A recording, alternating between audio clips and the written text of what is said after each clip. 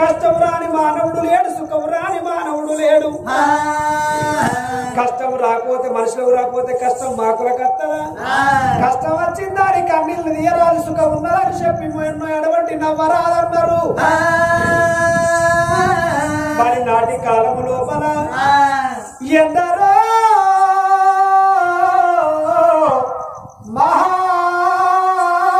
మహానుభావులు కష్టపడ్డ వాళ్ళ చరిత్ర లోపలనగా శ్రీరామమూర్తి తన సీతను విడనాడి, శ్రీరామమూర్తి తన సీతను విడనాడి ఏడ్చి నడుముల నెల్ల వెతుకలేదా?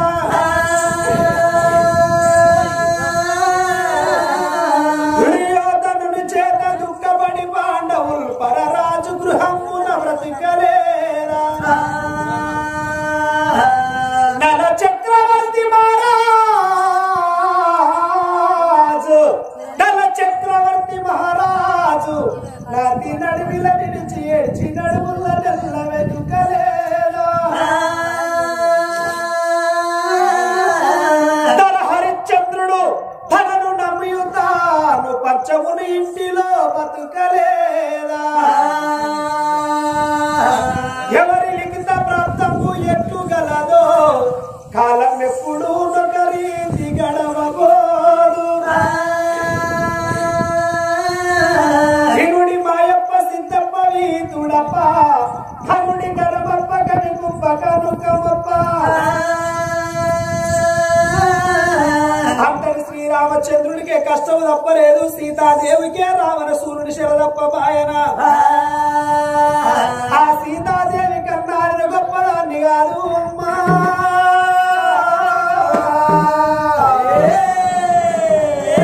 ఆ శ్రీరామచంద్రుడి కన్నా నేనేమి గొప్పదాన్ని కాదు.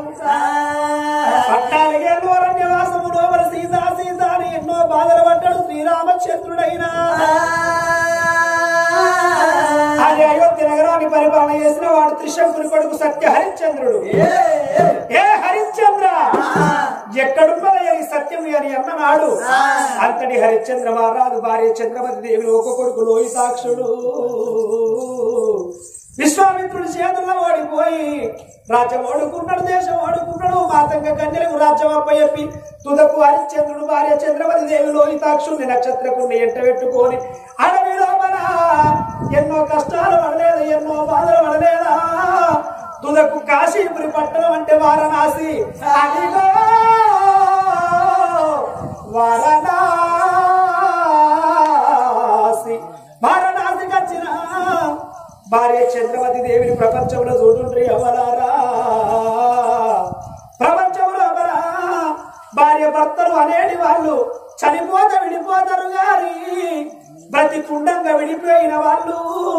హరిశ్చంద్ర మహారాజు భార్య చంద్రమతి దేవిని ఒక ఆవు నమ్మినట్టు, గొర్రె నమ్మినట్టు, మేకపిల్ల నమ్మినట్టు దండశేరికి తాడగట్టుకొని బ్రాహ్మణిళ్ళల్లా చేసుకున్న భార్యను బ్రాహ్మణిళ్ళల్లా తులకు దాసిని కాని కమ్ముకోలేదా? ఒక కొడుకులో ఈ సాక్షుడు అమ్మారు బాబు దగ్గరుండనే అమ్మని పడేస్తాని ఆ కొడుకు ఎన్నో బాధలు పడలేదా? ఆ తల్లి అంతదండి చంద్రవతి దేవి బ్రాహ్మణుల తులకు దాసిరికం వేయలేదా? హరిశ్చంద్ర మహారాజు ఇచ్చిన మాట కొరకు అదే కాశీపురి పట్టణంలో వాడబట్టం అంటే మాదిగ గూడము లోపల మాదిగ వీరబావుడు కొన్నాడు, ₹1 కొన్నాడు హరిశ్చంద్రుణ్ణి తుదకు. ఒకనాడు కాలం లోపల మాదిగ వీరబావుడు కడుపు నిండా కళ్ళు దాగి ఓయిక్కుమని కక్కుతే నాకు కొన్నదాత బాధపడతాను అని చేసుకున్న భార్య దగ్గరికి రాలే. ఇద్దరు కొడుకుల దగ్గరికి రాబోతే కొన్న దాత బాధపడుతున్నాడు. అంతటి హరిశ్చంద్ర మహారాజు దోషిని బట్టి ఎత్తిపోసిండు హరిశ్చంద్రుడే. తుదకు కట్టాల గడ్డకు కాటి కాపరిగా పని చెయ్యలేదా?